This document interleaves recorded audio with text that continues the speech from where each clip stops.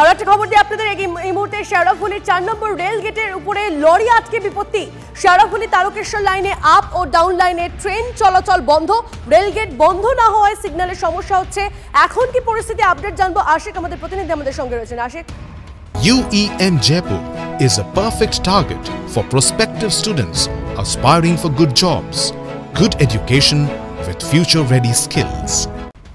দেখো, তোমাকে জানিয়ে রাখবো যে আজ সকালবেলা শেওড়াফুলির 4 নম্বর রেল গেটে লরি আটকে যায় এবং তার ফলে কিন্তু তারকেশ্বর গামী বা হাওড়াগামী তারকেশ্বর হাওড়া যে লাইন রয়েছে সেই লাইনে আপ ও ডাউন দুটি লাইনেই ট্রেন চলাচল বন্ধ হয়ে যায়। ফলে বেশ কিছু স্টেশনে লোকাল ট্রেন দাঁড়িয়ে পড়ে।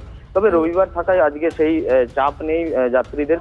তবে এই মুহূর্তে যেমনটা আমরা জানতে পারছি যে এখনো ওই লরিকে সরানোর কাজ চলছে। লরি আজ সকালবেলা ওই রাস্তা দিয়ে জিটি রোডের উপর দিয়ে যাওয়ার সময় সেই লরি খারাপ হয়ে যায় রেল গেটের উপরে এবং তার ফলে কিন্তু একটি সাইডের গেট পড়ে না। ফলে তার ফলেই সিগন্যালের সমস্যা থাকায় এই লাইনে আপাতত ট্রেন চলাচল বন্ধ রয়েছে। বেশ, ধন্যবাদ আশিক।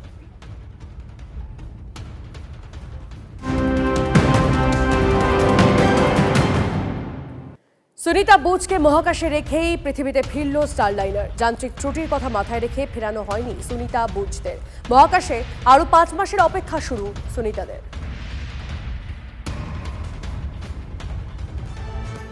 রাজ্য সড়কের ওপর ঝুলছে হাইটেনশন তার। যে কোনো সময় বড় দুর্ঘটনা ঘটার আশঙ্কা। বিদ্যুৎ দপ্তরকে জানিয়েও কোনো কাজ না হওয়ায় রাস্তা অবরোধ স্থানীয়দের। গোঘাটের কাঁটালিতে আরামবাগ মেদিনীপুর 7 নম্বর রাজ্য সড়কের ওপর ঝুলে রয়েছে হাইটেনশন তার। প্রাণের ঝুঁকি নিয়ে প্রতিনিয়ত চলছে বাস গাড়ি।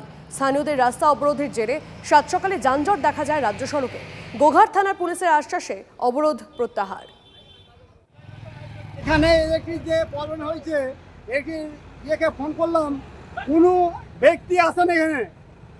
এইমাত্র পুলিশ এলো, এসে রাস্তা ক্লিয়ার করছে। ইলেকট্রিক দপ্তর কোনো ফোন ধরেনি, আর কেউ আসেনি এখানে।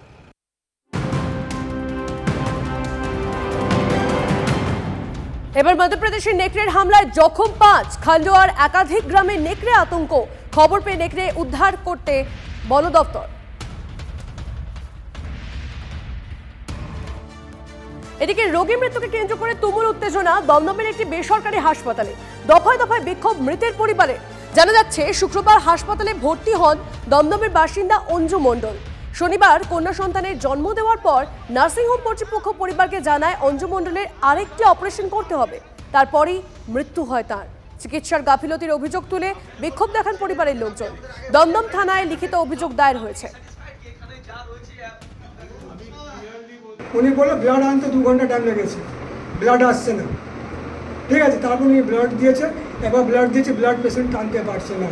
তারপরে কিছুক্ষণ আবার ব্লাড চালিয়েছে, উনি বলছে আবার একটা অপারেশন করতে হবে। কিসে? ইউটিএস। আপনি ডাক্তারবাবু যখন আপনি অপারেশন করেছেন, বেবি বার করলেন, সেই সময় ইউটিএস কাটা যায় না? বাড়ির লোকে জানিয়েছি যে পেশেন্ট স্টেবল আছে, জিজ্ঞেস করুন।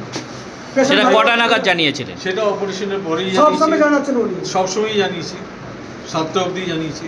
তারপরে কি হয়েছিল ঘটনা? তারপরে সাডেনলি পেশেন্ট খারাপ হয়েছে। আমরা ভেবেছিলাম ম্যানেজ করা যাবে।